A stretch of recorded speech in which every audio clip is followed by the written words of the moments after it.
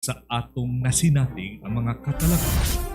Dili pwede pugnan o malangan ang edukasyon sa atong mga kabataan. No stoppage of learning. Education must go on. Maoy hinungdan na namugna kining tulumanon og programa sa pagpalambo sa atong mga kabataan pinaagi sa kahanginan. DepED, PAGADIAN, Edukasyon sa Kabataan. DepED, PAGADIAN, Edukasyon sa Kabataan. Usa ka oras ka programa nga mabati matag alas 8 hangtod sa alas 9 sa buntag. Lunes hangtod sa adlaw nga Biyernes. Dinhi sa Radyo Sakto PAGADIAN DXMB FM 105.3 sa Malindang Broadcasting Network Corporation. DepED, PAGADIAN, Edukasyon sa Kabataan.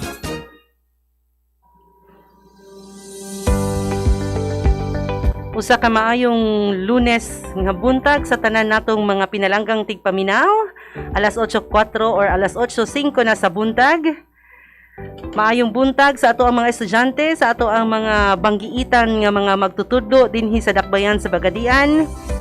O usab maayong buntag sa ato ang Schools Division Superintendent Dr. Danny Cordova, ingon man usab sa ato ang Assistant Schools Division Superintendent Ma'am Colleen Emoricha. Ani ana usab kita sa ato ang programa DepED Pagadian Edukasyon sa Kahanginan dinhi lamang mabati sa 105.3 FM Malindang Broadcasting Network. Kini ang inyuhang ubos nga magtududlo, Cheryl Gansubin, kauban sa ako ang partner karong adlaw, Sir Dino Albiar. Sir Din, maayong buntag. Good morning, Ma'am Che. Good morning kaninyong tanan diha. Good morning. Buenos dias sa todos. Marayaw may naat, mapya hapita. O yayaw gan sa maysu and anyong hansimika sa ato ang mga listeners diha. Oy, linguistic naman ka, sir. Para gyud maklaro na to tanan. Sa atong mga listeners, ani na usab kita aron tagaan atong sulbad o kalamdagan ang mga pangutanang bahin sa pagtuon sa inyong mga anak sa ilang module sa math ug science. Ug karong buntag, Ma'am She, aduna kitay duha ka bisita, no? Yes, sir. Sa ato ang stasyon karon ang F sa Mathematics, si Sir Salem Uyag og dunak pud usab kitay bag-ong kauban karon diri sa station. Isa ni nako sa mga idol ni nako, sir. Ikaw pa ila ni Ma'am, sir. Ang ato daing karon nga bisita karon in behalf ni Ma'am Araw, ang atong PSDS sa district, o sa ito nga district, Ma'am, District 4. Ani karon si Ma'am Taransa, usa kini kabanggiitan nga science teacher. Yes. Ug usa pud ni kabanggiitan nga magtutudlo og school head sa lain-lain nga eskwelahan dinhi sa Pagadian City Division. Mayong buntag kanimo diha, Ma'am Tess. Mayong buntag, Sir Dean, mayong buntag, Ma'am Shi, o mayong buntag sa partner Salim. Most especially, mayong buntag sa mga ginikanan, sa mga estudyante, o sa mga maestra nga naminaw karon. A blessed morning. Yes, ma'am. Sir Sal, mayong buntag. And still, happy Ramadan. Yes, Ramadan Mubarak. Ma'am Shi, good morning. Sir Dino, good morning. Good morning. Malipayang buntag sa tanang mga naminaw karong buntag. Assalamualaikum warahmatullahi wabarakatuh. Gumpya sa salam. Nanausap kita ng atong programa sa kahanginan DepED Pagadian Edukasyon sa Kabataan din lamang sa atong paboritong station 105.3 DXMB FM Malindang Broadcasting Network. Mga pinalangga namo nga mga ginikanan, ilabi na sa atong kabataan sa grade 10, mayong buntag. Sir Dino, na ako isulti din sa kahanginan because this is the request of our Schools Division Superintendent. Okay, sir. Go.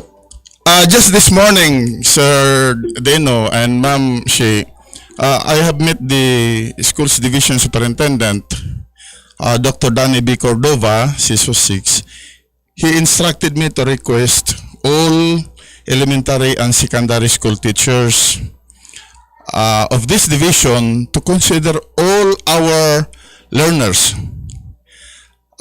to our dear teachers please do not give failing grades to our learners. Let them pass in all subjects. That's the request of our very considerate schools division superintendent. Thank you very much. Okay. Okay. Sir Sal, okay baka mo dawat og question ana sir kabahin ana imong kuan imong announcement. Yes, Ma'am Shi.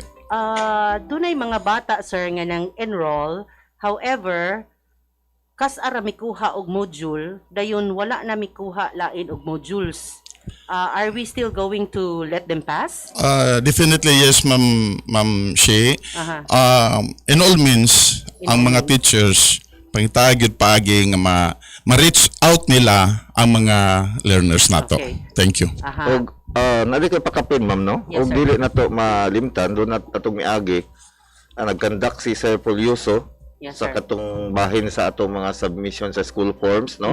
Tinaaman to yung mga amendments god. Yes sir. So doon nato ug di ko malimot doon nato gibutang si sir dito nga non-participation or NPL bagito. Di ko ug di uwa mabali sa akong manguna-una. NPLA. Oo, NPLA nga before butangan ng bataa i-reach out gyud sakto gitong giingon ni sir. Yes. Nga i-reach out gyud kay para gyud matabangan ang bata ngano man gyud unsay rason nganong wala magyud siya makabalik og kuha sa iyang module. Para atong makonsidera o matagaan nato siguro siya og pagtabang sa ang mga bata. Sir Dean, in behalf sa mga maestra nga naminaw karon no, doon na pa ko'y usa ka pangutana before we proceed to our lesson in mathematics. Sir, ang bata nagpa-enroll, however, bisag usa ka module wala gyud mikuha until now. Since from the start of the first grading until the third quarter, are we going to pass those children or not? Kung transfer of residence na, siyempre, kasara god, wala na gyud siya, Ma'am Tis, no? Pero, as I said a while ago, in all means, we have to reach out our learners. Kung kasalang gyud siya nasa eskwelahan, Wala na kadto, sir. Wala na kadto. ang Pero ginikanan nakato kay nakakuha og module, Aha. pangitaan gyud paagi nga makontak nato atong mga ginikanan. Anyway, naman gyud record sa teacher ang ginikanan. Thank you. So what is the passing grade for that, sir? If the child has only received one module in the whole school year, is it okay if we will give them 75? Ang gipangayo lang gyud sa gobyerno nato sa atong Department of Okay, Education 75. Ma'am Tess, di ba, Ma'am Tess? Yes. Saludar gyud ko ani Ma'am Tess. Okay, So so- doon na sa Ma'am Shea, thank you very Okay, much. thank you very much, Sir Salim, for that very wonderful information. And again, let us remind our teachers, no? Once ang bata nakakuha og isa lang ka book module, we have to pass them in all means. You can just give them 75 a passing grade. Okay, Okay, so That's- yes, aside sir. from that, Ma'am Shea, ato pong pinumduman ang atong mga magtutudlo na dili basta-basta gid ta mo ingon nila nga wa na gid mo musulod sa klase o wa na gid mo pagkita before nato ni siya i-failed. Ikinahanglang doon na gid tay konkreto nga ebidensya nga mapakita nato kay maingon man ang atong departamento what have you done Yes. as a teacher. Yes, yes, So, that's correct. okay. Okay, so murag dako na nga oras atong gikaon, no? This time, let us give the chance to Sir Salim Oyag once more to introduce to us the teacher broadcaster for mathematics this morning. Sir Sal. Yes, thank you again, Ma'am Shea and Sir Deno. Again, good morning sa mga naminaw karong buntaga. Adlaw na usab nga Lunes para sa mathematics. Karong buntaga na nausab kitay radio teacher nga maghisgot sa grade 10 ang iyang paghisgutan kabahin kini Sir Den o Sir Ma'am Shea, mutually exclusive and solving probabilities or probability. So ang ato ang radio teacher karong buntaga, usa ka banggiitan pud ni siya nga teacher. Usa siya ka master teacher.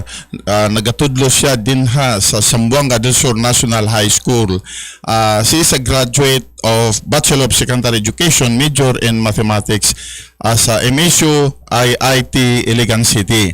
And she is also a graduate of Master of Arts in Education, major in mathematics at Bukidnon State University. She is also our MTAP and MTAP trainer and coach. Usa ka banggitan nga master teacher si Ma'am si teacher, Velia Altia C. Yap.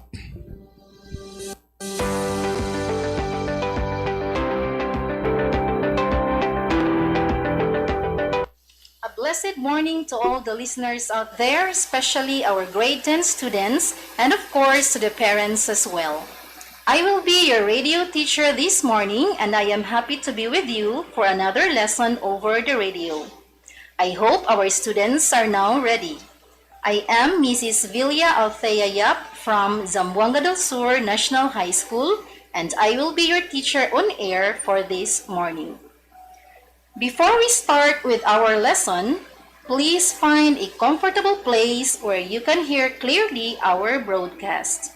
Listen attentively and get ready with your pens and papers. And of course, your self-learning modules for Quarter 3, Week 8. This morning, we will be discussing all about mutually exclusive events and solving probability. I know that all of you can relate with our lesson this morning since we are actually applying it in our daily lives. At the end of our discussion this morning, you are expected to illustrate mutual and not mutual exclusive events, solve problems on probability, and of course, apply it to real-life situation. Before we have our lesson proper this morning, let us have first a short recall of our previous lesson. What was it again? Yes, in your last module, you were able to solve the probability of the union of two events. Let us have a recall. What is the formula in finding the probability of the union of two events? Alright, the general probability addition rule for the union of two events states that the probability of A union B is equal to the probability of A plus the probability of B minus the probability of A intersection. Alright, dili ta maglangan.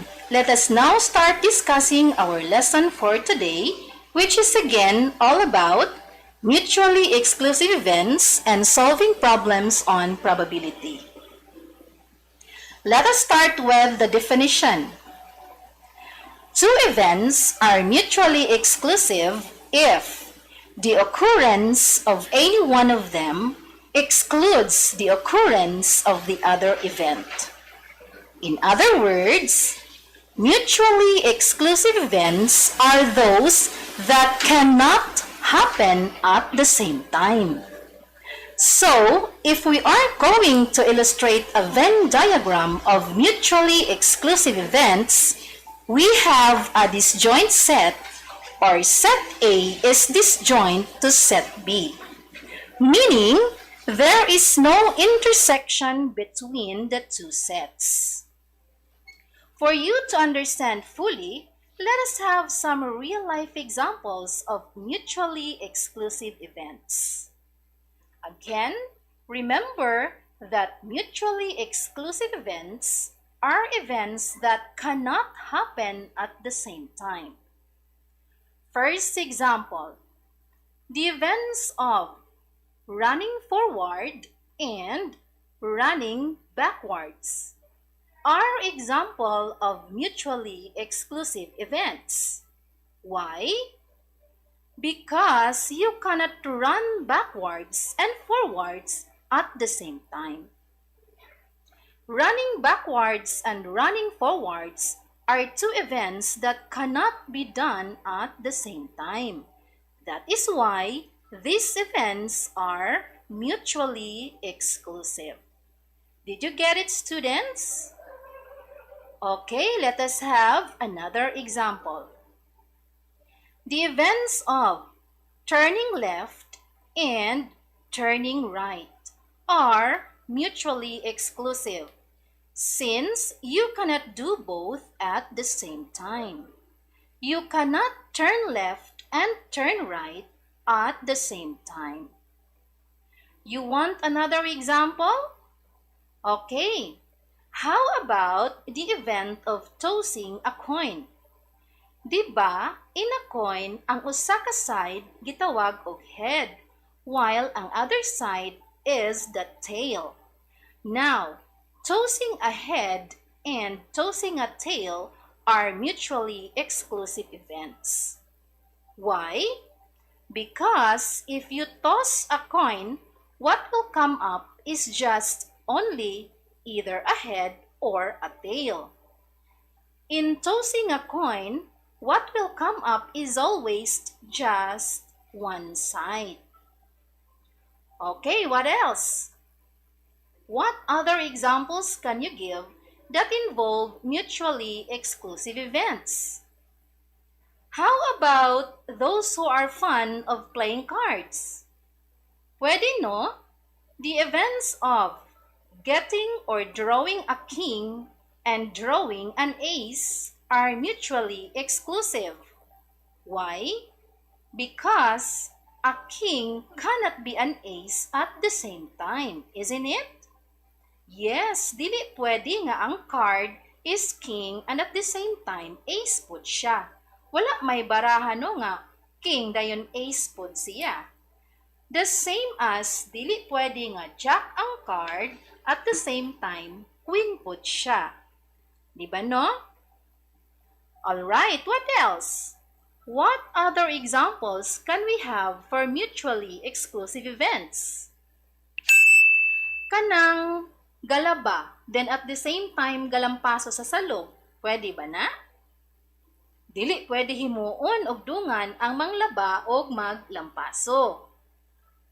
How about kanang ga-answer sa module at the same time gaduwa og ML? Pwede? Dili jud na siya pwede duganon og buhat. Answer usa sa module pagkahuman magdula og ML. Alright, so those are examples of mutually exclusive events that we encounter in our daily life. Mga panghitabo nga dili pwede himuon at the same time. I know you can still think of more examples involving mutually exclusive events. Again, how do we illustrate mutually exclusive events? Yes, these are events that cannot happen at the same time. Okay, so much for that. Let us now have the events that are not mutually exclusive. So this is just the opposite of mutually exclusive events. If set A and set B have some elements in common, then set A and set B are not mutually exclusive. Or simply, these are events that can happen at the same time. So, if we are to draw a Venn diagram illustrating these events, it would be set A intersecting set B. For you to understand clearly, let us have some examples. First example, the events of turning left and scratching your head is an example of not mutually exclusive events. Why? Because turning left while scratching your head can be done at the same time, right? Yes, go try doing it. Turn left and at the same time scratch your head. See? It is possible. That is why this is an example of not mutually exclusive event. Second example, selecting cards of kings and hearts are events that can also happen at the same time because a card can be a king of hearts. What else? How about selecting Jack of Spades? Yes, it is possible. Also, drawing a 10 of diamonds, a 4 of clubs, or a queen of hearts. Okay, students, how about the events of eating and listening to the radio? Is it possible? Yes, it can be done. I bet you are doing it right now. For our parents out there, how about kanang ga-analyze tag swertres and gatabyog tag bata sa duyan? Is it possible? Yes, pwede kaayo. So those are examples of situations in our daily lives that can be considered as not mutually exclusive events. Now you realize that you are already applying our lesson in your daily activities. This time, surely you can give more examples of mutual and not mutual exclusive events. I want you to write that on your notebook. Okay, we are almost done. But before we proceed, I will give you 20 seconds to go to the comfort room or take a drink or get your snacks, and in a little while, I will be with you. Be back very soon. We are back. We are done discussing on mutual and not mutual exclusive events. This time, let us have solving problems on probability involving mutual and not mutual exclusive events.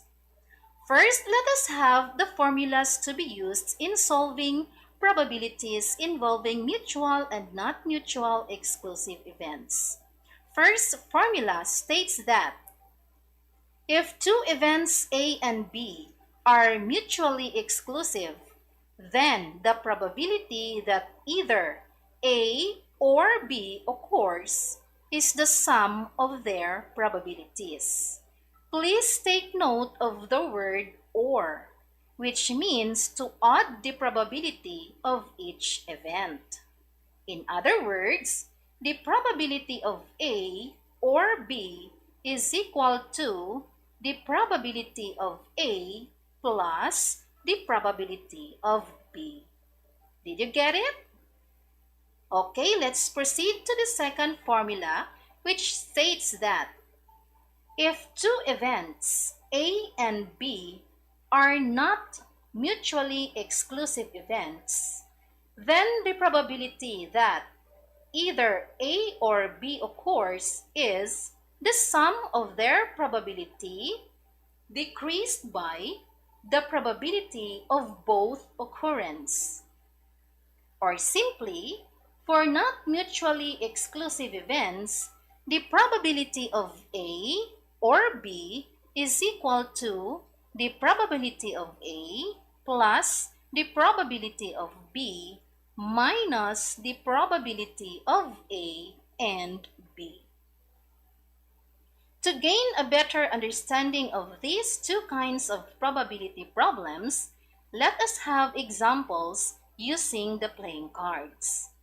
I know daghan sa atong mga listeners ang mahilig aning dula sa baraha. Makarelate kaayo mo ani. So paminaw aron ta makabalo unsaon pagkwenta nga makadaog tas dula nga tungits. Okay. In a pack or deck of cards, it is divided into 4 suits of 13 cards each. These are the spades, hearts, diamonds, and clubs. Problem number 1. A card is drawn from a well-shuffled pack of cards. Find the probability of picking a king or a queen. To solve this problem, first thing to do is to identify what kind of event is in the problem. Is it a mutual or not mutual exclusive event? So that we will know what formula to be used. Again, the problem is to find the probability of picking a king or a queen. Now, if you pick a card from a deck of 52 cards, there is a possibility that the card you picked is either a king only or a queen only. It is impossible that a card that you picked could have two faces of a king and a queen. Therefore, the problem is referring to a mutually exclusive event. So the formula to be used would be probability of picking a king or a queen is equal to the probability of picking a king plus the probability of picking a queen. And we know that there are 4 kings out of 52 cards. So, the probability of picking a king is 4 over 52. Also, there are 4 queens out of 52 cards. Hence, the probability of picking a queen is 4 over 52. Adding these two probabilities of picking a king or a queen, we now have 4 over 52 for the probability of picking a king, plus another 4 over 52 for the probability of picking a queen is equal to 8 over 52. Or simplifying, we get 2 over 13. Therefore, we now say that the probability of picking a king or a queen in a deck of cards is 8 out of 52 or 2 out of 13. Okay, are you still with me? Yes, very easy lang, di ba? Okay, so let us have one more example. Still on playing cards. What is the probability of getting a diamond or a queen from a well-shuffled deck of cards? Let's analyze. Is it possible to pick a card which is a diamond or a queen at the same time? The answer is of course a yes. So, this problem is referring to a not mutually exclusive event. Now let us solve this problem together. We know that in a well-shuffled deck of 52 cards, there are 13 diamonds and 4 queens, right? Therefore, the probability of getting a diamond is 13 out of 52. And the probability of getting a queen is 4 out of 52. But since picking a diamond can also be a queen at the same time, meaning a diamond queen has a probability of 1 out of 52. According to the definition of not mutually exclusive events, the probability of A or B is equal to the probability of A plus the probability of B minus the probability of A and B. Again, the probability of A or B is equal to the probability of A plus the probability of B minus the probability of A and B. Solving, we now have 13 over 52, which is the probability of getting a diamond, plus 4 over 52, which is the probability of getting a queen, minus 1 over 52, which is the probability of getting a queen of hearts. So adding 13 over 52 and 4 over 52, we get 17 over 52 minus 1 over 52. We now have 16 over 52 or 4/13 when simplified. Therefore, the probability of getting a Queen of Hearts is 16 out of 52 or 4 out of 13. Very easy, right? Yes. Congratulations, my dear students, for we were able to achieve our objectives this morning. We were able to illustrate mutual and not mutual exclusive events, solve problems on probability involving mutual and not mutual exclusive events, and apply it in our daily lives. Super dali lang, di ba, students? So now, before we finally end this lesson, let us have first a short summary of everything that we discussed. You have learned how to illustrate mutual and not mutual exclusive events. When we say mutual exclusive events, these are events that cannot occur or happen at the same time, while not mutually exclusive events are the things that can happen or occur at the same time. For us to solve problems on probability involving mutual and not mutual exclusive events, we have to identify first the type of event and be familiarized with the formulas. I hope that our grade 10 students and everyone listening have learned and enjoyed the lesson this morning. If you have questions or clarifications about the lesson, please feel free to ask your teachers in mathematics. We are done with our episode today. At this point, I would like to say thank you for joining me in this 30-minute radio broadcast. Hope to be with you again on a fun learning episode of DepED PAGADIAN, Edukasyon sa Kabataan in Mathematics 10. This is your teacher on air, Teacher Althea from Zamboanga del Sur National High School. Paglambo sa salabutan, pinaagi sa kahanginan. Thank you and good morning.